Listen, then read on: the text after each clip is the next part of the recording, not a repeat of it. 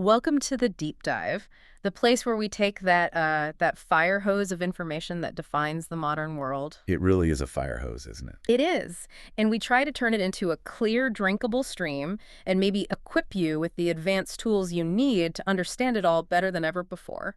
You know, we truly live in this constant state of information saturation. Hmm. Whether you're a professional trying to make sense of, I don't know, complex market data, or a student navigating these conflicting political narratives, or Just someone trying to filter your social media feed. exactly, the sheer volume is overwhelming. Data isn't just abundant. It creates this sort of informational clutter that makes clarity feel, well, almost impossible. That feeling of drowning in data, of constantly feeling like you can never quite catch up, that is absolutely universal in the 21st century. But, and this is the important part, that state of overwhelm does not have to be your default. No, it doesn't. Our mission today is to give you a shortcut to clarity. We are going to distill this complex world of advanced cognitive skills into an actionable framework, like an internal compass, designed to help you navigate the chaos and transform it into crystal clear understanding. And the most crucial insight to start with is this. These skills we're about to discuss, they are not traits you're born with. That's so important. It is. They are developable abilities. They are skills. And like any skill, whether it's learning a language or mastering an instrument, they get better with deliberate, structured practice. So today we are focusing on what we're calling the core trilogy. These are three distinct yet profoundly complementary skills that work together in synergy to make you a truly effective thinker. That trilogy consists of, first, analytical reasoning. This is the foundational skill of systematically breaking complex things down into their constituent parts. Okay. We'll follow that with critical thinking, which acts as this rigorous quality control system for your thoughts and your conclusions. And finally, we'll look at systems thinking. This is the holistic framework that lets you zoom out and see the vast, intricate network of connections, the bigger picture, which provides context for everything else. Our goal for you, the learner, is to move beyond just definitions. We want you to walk away from this deep dive with a clear, actionable methodology. Right. So you'll understand how to dismantle complexity, evaluate your conclusions rigorously against these universal standards, and then predict the wider implications of your findings before they even happen. Okay, let's unpack this. Let's jump right into the foundation. Analytical reasoning. So analytical reasoning really is the bedrock. It's the essential starting point for tackling any complex issue, whether you're diagnosing a business problem or even just understanding why a piece of art affects you the way it does. Yeah. The material we explored referred to it brilliantly as either your cognitive GPS or the methodical approach of a detective. I think the detective analogy works best. Yeah. Because it emphasizes method. Analysis isn't just guesswork. It is a methodical process. If you think of a complex problem as like organizing a massive, complicated jigsaw puzzle, Okay, I like that. analysis is the process of turning their chaotic box of pieces into an organized tray of sorted components. It's about understanding how each individual component functions on its own first. That systematic organization is the key, isn't it? Analytical reasoning is fundamentally about breaking a complex whole into smaller, manageable parts. Yes, to understand its underlying structure. And the sources laid out a very clear three-step process for this. Right. Step one is that initial separation. You have to dismantle the whole. You must isolate each constituent component for its own individual focused examination. You can't understand the whole thing while you're still trying to manage all of its complexity at once. You can't. You have to consciously draw the boundaries around the different parts. So then you move to step two, which is where the real scrutiny begins. Analyze each individual part. And this is where you examine its unique properties, figure out its specific function, and this is the part people often miss, you determine its relationship to the other pieces you've isolated. So if part A is supposed to connect to part B, you're looking at how that connection actually functions. Exactly. What is the nature of that relationship? And then we reach the crucial final step. Synthesize the parts. Because analysis isn't complete just because you've broken things down. Not at all. You must put those pieces back together, conceptually, logically, or physically, to form a coherent, evidence-based conclusion, or to devise a solution, or simply to gain a deep, complete understanding of the original thing. Without that synthesis step, all you have is fragmentation, not understanding. You just have a pile of parts. Exactly. But the deeper research we looked at highlights that analysis is more than just this reductionist breakdown. It has layers that give it intellectual rigor. Right. And the first deep dimension is logical thinking. This is the structure, the architecture of your thought process. Yes. Logical thinking is this commitment to following a sound, defensible line of reasoning from your premises, or your initial observations, all the way to a solid conclusion. It's about building an argument that can actually hold up to scrutiny. It has to. Yeah. If your premises are accurate and your logic is sound, then your conclusion must be correct. But if the logic fails, if there's a gap in the reasoning, the entire structure of your understanding is it's compromised. And the second dimension is critical analysis, which this is where it starts to bleed into our next major topic. Critical analysis here means actively questioning the information you've gathered, rather than just accepting it at face value. And that requires a high degree of self-awareness. You're not just scrutinizing the source data for its validity. You are actively looking for potential biases. In the source material. Both in the source material you're reading and, crucially, in your own cognitive process. You have to ask, am I just looking for information that confirms what I already believe? That's part of the analytical task itself. And then there's a third, deeper dimension, pattern and relationship identification.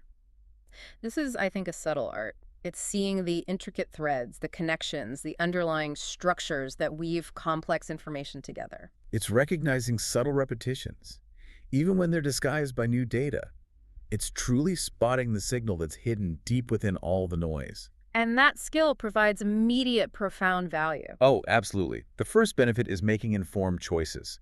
If you've rigorously broken down a problem, your decisions are built on a rock-solid foundation of evidence and logic. You move beyond mere guesswork. And you avoid the massive risk that comes with acting purely on emotion or intuition, especially in high-stakes situations. Right. And the second benefit is effective problem resolution. This is huge. It really is. Analysis forces you to bypass that annoying tendency we all have to just treat the surface issues. You have to drill down to identify and address the root causes and the contributing factors. We see that mistake of a Band-Aid on the symptoms everywhere. All the time. A company suffering from high employee turnover might address the symptom by, say, raising salaries slightly. But if the root cause is actually a toxic management structure, Right. that salary bump is only going to be a temporary fix before the symptom comes right back. Strong analysis prevents that kind of costly mistake. And finally, it grants you deeper understanding. Analytical reasoning moves you beyond just scratching the surface of what happened to grasping the complete picture of why it happened, revealing all the nuances you would have missed. So we've established the foundation of analytical thought. But, we need to recognize that analysis isn't monolithic. It's more like a versatile toolkit. That's a great way to put it. If you're a carpenter, you don't use a hammer for every single task. You select the right cognitive tool for the job. And these modes of reasoning, they define how we move from initial facts or principles to forming our conclusions. We really need to explore these 7 modes, because selecting the wrong tool for the task can lead you down a completely flawed path, even if your data is perfect. Let's start with the classic dichotomy: deductive reasoning and deductive reasoning. Deductive reasoning, often called the logic of certainty, moves from general, universally accepted principles, we call them premises, to a specific conclusion that must be true if those premises hold up. The function of deduction is essentially to extract a truth that is already logically contained within the premises. A powerful example comes from mathematics or law, where you have foundational rules that are then applied to specific cases. Right, like a formula. Exactly. If the premise is all mammals have vertebrae, and the second premise is a whale is a mammal, then the conclusion must be a whale has vertebrae. There's no room for probability or doubt. The conclusion is just unpacked from the general rule. But the world outside of math and law, it rarely offers that kind of universal certainty. And that's why we rely so heavily on inductive reasoning. Which is the logic of probability. Exactly. Inductive reasoning moves in the complete opposite direction. It goes from specific observations and accumulated data points to form these broad generalizations. And this lets us make predictions and hypotheses about the wider world. It does. But the conclusions generated are probable or likely to be true but they are not absolutely certain. This is the engine of the scientific method, right? You gather 1,000 specific data points that show a correlation, and you use induction to form a general, testable hypothesis. But that hypothesis remains potentially falsifiable. A single piece of contrary evidence could emerge tomorrow and force you to refine or scrap that generalization entirely. That tension between those two is so crucial for the modern thinker. Deduction gives you stability in theory. And induction gives you agility in the real world. So much of our decision-making today involves accepting that we are dealing with high probability, not absolute certainty. Okay, so moving on from that pair, we have the fascinating concept of abductive reasoning. Or the logic of best explanation. Yes, which is the mode of reasoning you use when information is just frustratingly incomplete, but you still need to act. Abduction is inferring the most plausible cause or explanation for a set of known observations. It requires making an educated guess based on likelihood and fitting the observed facts. It's a process of elimination, really, that leads to the conclusion that just makes the most sense. Think again of the doctor. A patient comes in with a set of symptoms that could be flu, allergies, a sinus infection, a whole range of things. Right. The doctor runs a test that rules out the flu and asks about their exposure history. Based on the remaining symptoms, the history, the test results, they infer the specific diagnosis, say, a severe allergic reaction, that best explains the totality of all the factors. They chose the best explanation, even though they haven't actually seen the allergen in action. Exactly. We see this everywhere in forensic or historical investigation, where the facts are fixed, but the cause has to be inferred. It's a vital tool for moving forward when certainty is impossible. Next up is causal reasoning, which is simply the logic of why. This is all about establishing that clear path that one event, the cause, took to directly lead to another event, the effect. This is the heart of effective root cause analysis. In a professional context, causal reasoning separates effective intervention from just mere luck. It really does. If an operational failure occurs, say a manufacturing line unexpectedly shuts down, you need causal reasoning to determine if the cause was human error, a software bug, a mechanical fault, or a supply chain issue. If you fail to identify the true specific cause, any solution you implement is basically just a shot in the dark. We also have to address formal logical reasoning, the logic of structure. This mode is intensely disciplined. It involves analyzing the structure of an argument using explicit principles of logic, independent of the actual content of the argument itself. The primary function of formal logic is to identify logical fallacies, those structural flaws that make an argument unsound. We looked at the example of a software developer debugging a program. They aren't trying to change the purpose of the program. They're tracing the flow of operations, line by line, to find the precise line of code where the logic breaks down and causes the system error. It's pure structural analysis of thought flow. Exactly. Then you have pattern recognition, the logic of repetition. This is our ability to spot the signal in the noise, identifying recurring trends, sequences, or relationships in what looks like chaotic data. This skill is absolutely indispensable in data-heavy fields. A financial analyst watching market movements is looking for historical patterns to predict future volatility. Or a marketing team noticing that a specific type of customer interaction consistently precedes a high-value sale. Right. And that recognition allows them to optimize their strategy. They can transform simple repetition into highly accurate prediction. And finally, we round out the toolkit with spatial reasoning, the logic of space, which is interpreting, understanding, and mentally manipulating spatial relationships. It requires visualizing objects and their arrangements, often in 3 dimensions. It might sound abstract, but we use it all the time. In low-stakes and high-stakes scenarios. It's what you rely on when you efficiently pack a suitcase to maximize space for a 2-week trip, or when an architect mentally rotates a building design to ensure its structural integrity and aesthetic flow. It's the ability to conceptualize how things fit together. That is an incredible toolkit. We know how to break things down using the right analytical tool, but here's the transition. Having a powerful set of tools is meaningless if you use them improperly, or if the tools themselves are faulty. We need a quality control system to ensure our analysis is accurate, fair, and effective. And that precisely is the domain of critical thinking. Critical thinking is often described as the art of analyzing and evaluating one's own thinking to improve it. I love that description. Me too, because it centers the process on self-improvement. It's our mental superpower, our built-in lie detector that allows us to filter the noise, question our assumptions, and arrive at truly well-reasoned judgments. It's about thinking about your thinking. From a cognitive perspective, critical thinking acts as a crucial scaffold. Our brains are hardwired for efficiency. We often rely on fast, intuitive thinking, these cognitive shortcuts that save mental energy. Right, the gut feeling. Exactly. And critical thinking forces the slower, more deliberate, analytical parts of our brain to engage in a structured and rigorous way. This discipline is the absolute safeguard against letting those shortcuts lead us to flawed conclusions. And it's built upon three foundational pillars. Okay, so pillar one, the elements of thought. These are the 8 fundamental ingredients that structure all reasoning, whether it's a detailed policy paper or just a quick argument with a friend. And to think critically, you must be able to methodically identify and analyze these components in any argument. So we have to first grasp the purpose, the fundamental goal or objective of the reasoning. What are we truly trying to achieve? If the purpose is unclear, the conclusion will inevitably drift. Then you've got the question at issue, the specific problem being addressed. You have to define the question before you can even begin to evaluate the answer. Then we move to the essential but often invisible elements. The assumptions, those beliefs or ideas we take for granted without any proof. Assumptions are like intellectual landmines.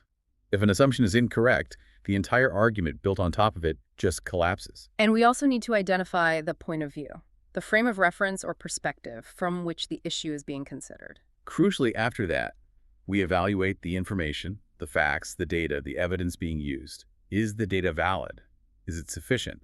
Only once we have the information do we analyze the interpretation and inference, the specific conclusions being drawn based on that information. And the final 2 elements ensure we're thinking holistically. First, the concepts, the abstract ideas, principles, or theories guiding the understanding. And then the implications and consequences, the potential outcomes, the ripple effects, or the future liabilities of accepting a conclusion or making a certain decision. I want to pause here because those last 2 you mentioned, assumptions and implications. They're the invisible elements that trip people up most often. We often jump right from information to a conclusion. We do. But if you fail to challenge your own assumptions, or if you fail to think 3 steps ahead about the implications of your conclusion, you haven't really done the critical work. It's a difference between announcing a new policy, which is the conclusion, and thinking through how that policy will affect every single department 6 months from now. That's the implication. Exactly.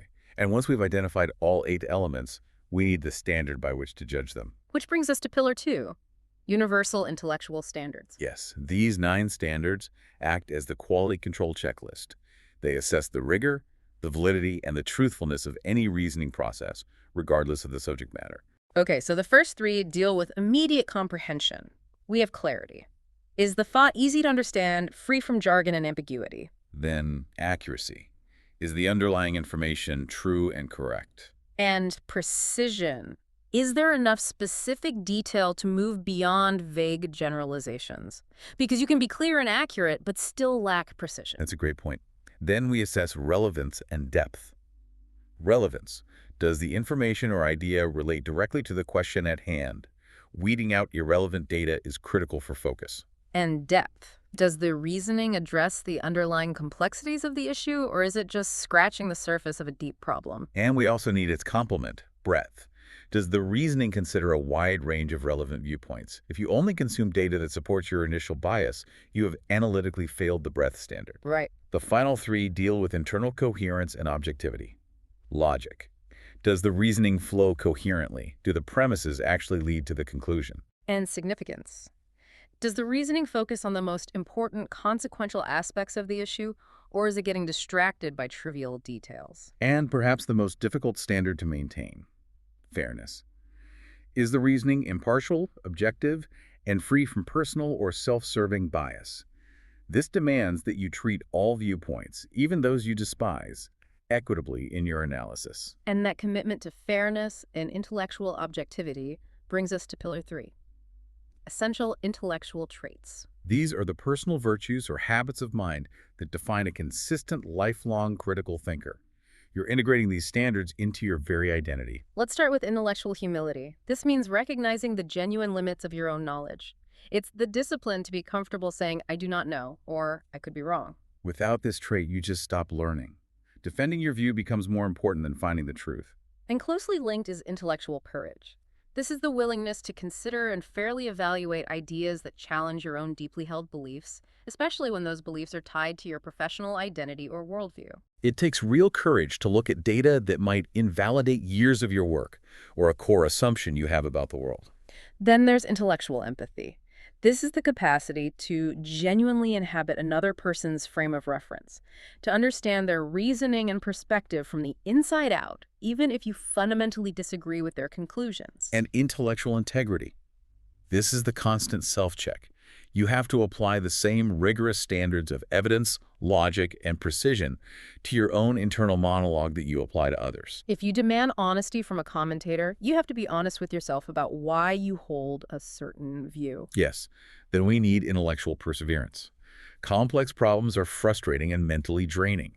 Perseverance is the grit, persisting and seeking solutions and clarity despite obstacles, ambiguity, or fatigue, rather than giving up and settling for the simplest, least effective answer. Finally, two traits that ensure a commitment to the process itself. Right.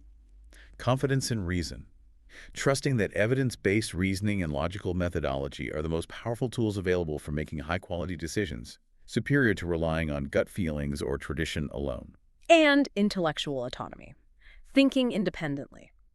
Developing your own well-reasoned conclusions rather than just passively accepting the beliefs of others, even those you deeply respect or those who hold authority over you. That deep exploration of intellectual empathy is so critical It really is. because it directly bridges to our next skill. Empathy forces you to consider multiple viewpoints, and that shifting perspective is the necessary first step for systems thinking. That's absolutely right. Pure analytical thinking is a powerful tool, but it often operates through reductionism, right? Focusing on the parts. And that can lead to what we call reductionist blind spots, or the infinite analysis paralysis. Where you've got the perfect analytical breakdown, you know the data points for every single component, but you've missed the dynamic part. You haven't figured out how your perfect fix for component A is actually going to cause a catastrophic breakdown in component C next month. To avoid that trap, we must zoom out. And that zoom out is systems thinking. It's the holistic framework that shifts our focus from the parts themselves to the relationships and interactions between those parts. So the goal is not just to see the pieces, but to see the intricate web that connects them, the one that's driving the system's behavior over time. It helps us avoid that frustrating whack-a-mole game where you solve a crisis in one department only to have two new related crises pop up somewhere else. And this holistic view is built on 4 core principles of system dynamics. The first is interconnectedness.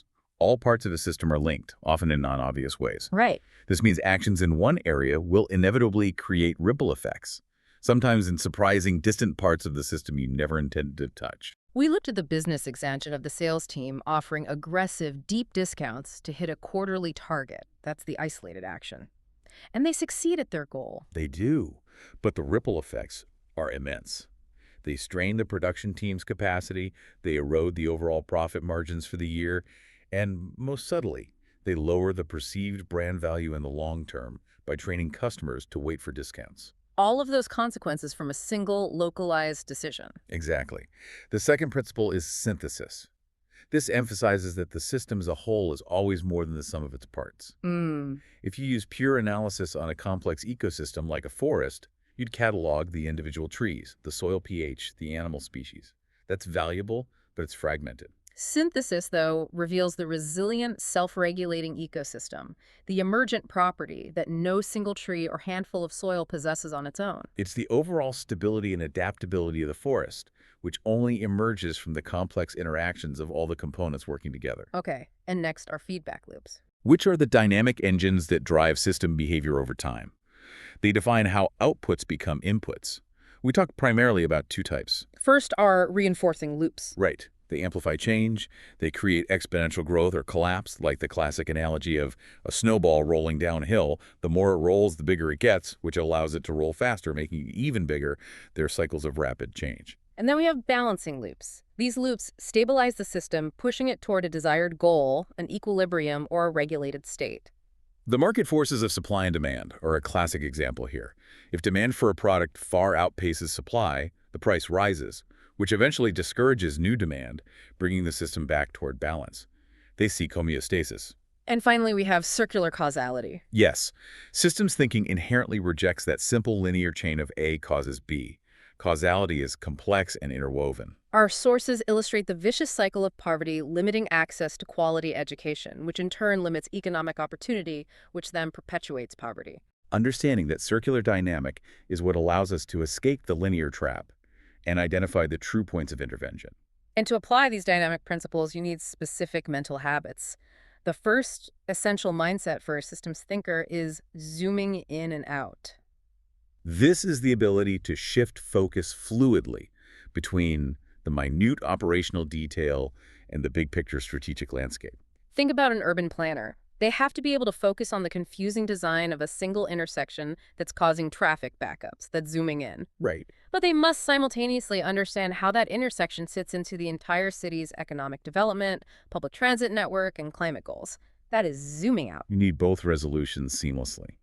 The second mindset is shifting perspective, which requires leveraging that intellectual empathy we talked about earlier. It means consciously viewing the problem from multiple stakeholder viewpoints to uncover your own blind spots.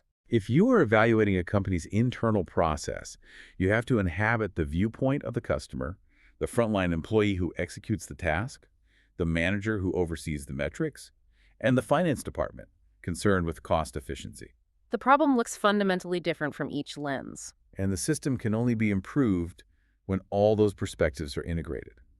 And the third mindset is essential self-awareness, being aware of your own lens. Recognizing how your personal background, your assumptions, and your professional role shape your perception of the system itself. Absolutely. If you're a CEO, your perception of low team morale may fundamentally differ from the reality experienced by the frontline worker, because you are viewing the system from a position of control and comfort. You have to acknowledge that inherent distortion. Systems thinking also gives us powerful tools for visualizing this complexity. We can use causal loop diagrams, or CLDs. These are visual maps that tell the story of a system's dynamics, illustrating all the cause and effect relationships and clearly showing how reinforcing and balancing forces interact over time. They turn complexity into a coherent narrative. Then you have general systems mapping, which is creating a broader blueprint of all components, stakeholders, information flows, and interrelationships within the system. It helps define the system's boundaries and provides a shared, objective understanding, which is vital when you're trying to align multiple teams. But the most profound concept here, the ultimate insight you gain from mastering systems thinking, is the concept of leverage points. Popularized by the great Danilo Meadows. Yes, and these are specific places in a system where a small, targeted intervention produces a large, disproportionate impact. This is the core realization, isn't it? Effective change is not about pushing harder or spending more money or increasing effort. It's about finding the right place to push. The analytical breakdown tells you what is wrong. Critical evaluation tells you if your solution is sound. But systems thinking tells you where to apply that solution for maximum sustainable impact. And here's why leverage points are so difficult to find. They are often non-obvious and counterintuitive. They rarely involve increasing resources. They often involve changing the goals of the system itself. How so? Well, if a hospital system's goal is throughput, a reinforcing loop, they will just move patients through quickly. The leverage point isn't hiring more nurses. It's changing the system's goal to maximizing long-term patient health outcomes. That single shift changes behavior across the entire organization. That requires truly integrated thinking. With this holistic framework in place, we can now move to the actional part, the training ground for sharpening this cognitive toolkit. So these skills, analytical, critical, systems, they're like muscles that require deliberate, repetitive practice. They absolutely are. So let's look at a universal roadmap that integrates all three of these skills for tackling any complex problem effectively. The sources lay out a concise 7-step process for structured thinking. And step 1 is that essential foundation. Identify the problem or question. This must be done with precision. We're often given symptoms disguised as problems. Right. The analytical task here is to ensure the problem is defined accurately and clearly, because a poorly defined problem guarantees irrelevant, scattershot solutions. Step 2, gather relevant information. Collect data from diverse, credible sources. And this is where the systems thinker comes to the fore, actively looking not just for isolated facts, but for interconnections, feedback loops, and hidden dependencies between the data points. Then step 3, analyze and evaluate data. This is the core analytical thinker's domain. You scrutinize the information for patterns, for reliability, inconsistencies, potential biases. You break down complex data into manageable components to confirm the structural integrity of your findings.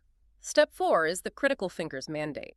Consider alternative viewpoints. You have to actively seek out and weigh opposing ideas and perspectives. You must ask, what if the opposite is true? This step is essential for upholding those intellectual standards of fairness and breadth, and for actively neutralizing confirmation bias. Then step 5, draw logical conclusions. Synthesize the evaluated information to derive well-supported conclusions that logically follow from the evidence you've gathered. Your conclusions should be transparently traceable back to your analysis, not based on some sudden intuitive leap. Step 6 is external and actionable. Develop and communicate solutions. Present your ideas clearly and persuasively, making sure they are explicitly supported by the robust evidence and reasoning you developed in the previous steps. Clarity and logic are paramount there. And finally, step 7. Reflect and learn. You must assess both the outcome of your decision and the process you used. You have to ask yourself, did I follow my own critical thinking standards? Which assumption led me astray here? Yes, that self-correction loop is essential for continuous cognitive improvement.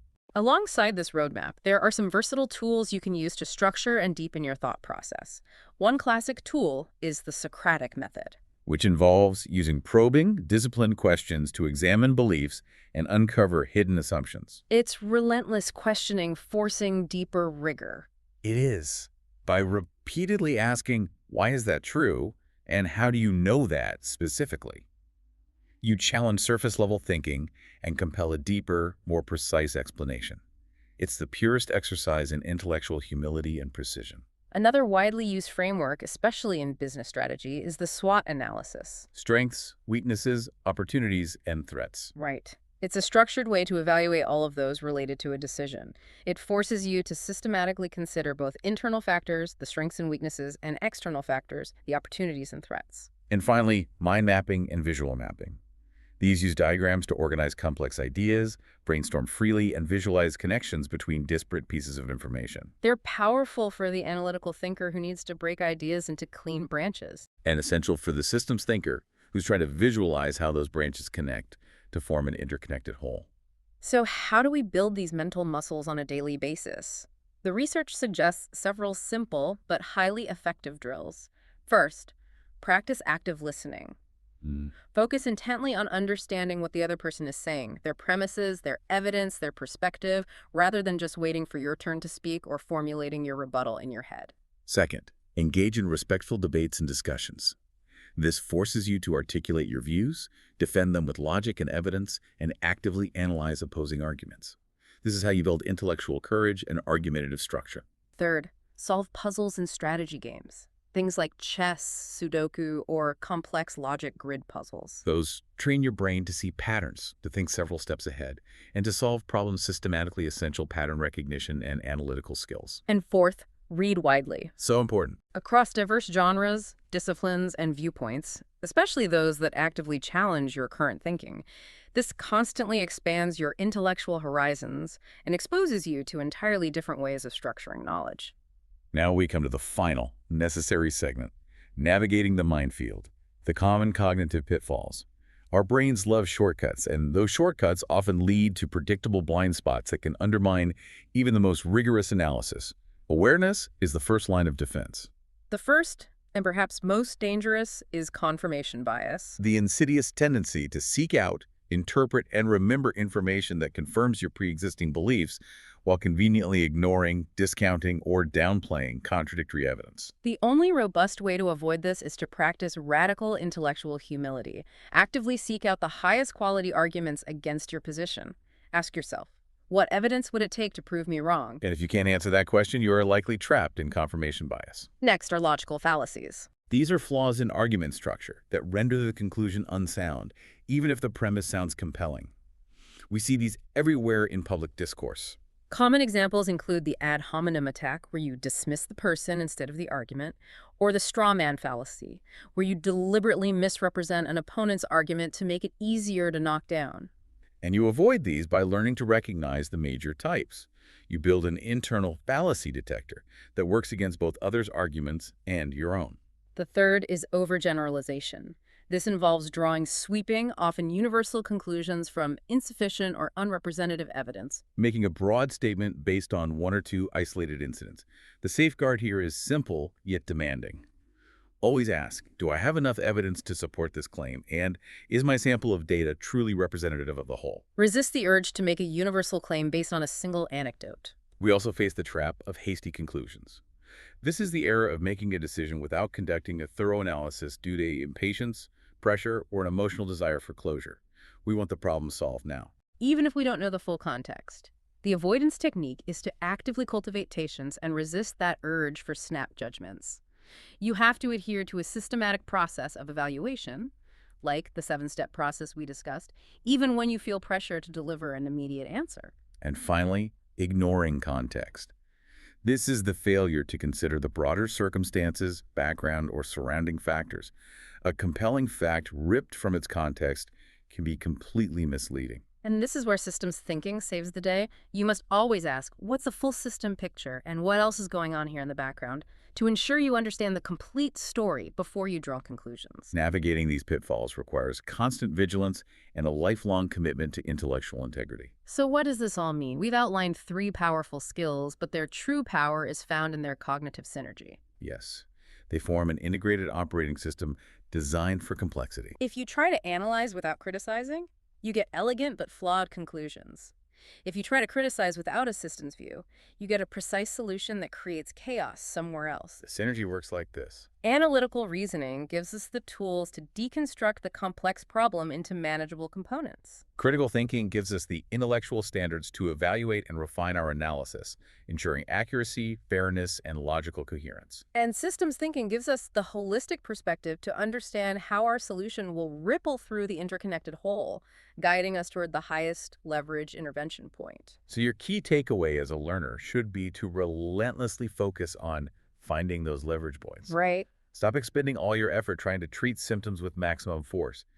Instead, focus your energy on identifying those few specific places where a small, targeted shift produces a large, non-obvious, and sustainable impact within the system. And always remember that critical thinking is the essential quality control, insisting on accuracy, logic, and fairness in every single step of the process. This integrated development is truly a lifelong journey of deliberate practice and refinement. So, if mastering these skills means training both the fast, intuitive parts of our brain and the slower, deliberate parts, how do you consciously shift gears from the speed and efficiency of intuition to the rigor and depth of deliberate analysis when the stakes are highest? That's a crucial transition to practice. That tension between speed and rigor is where true mastery lies.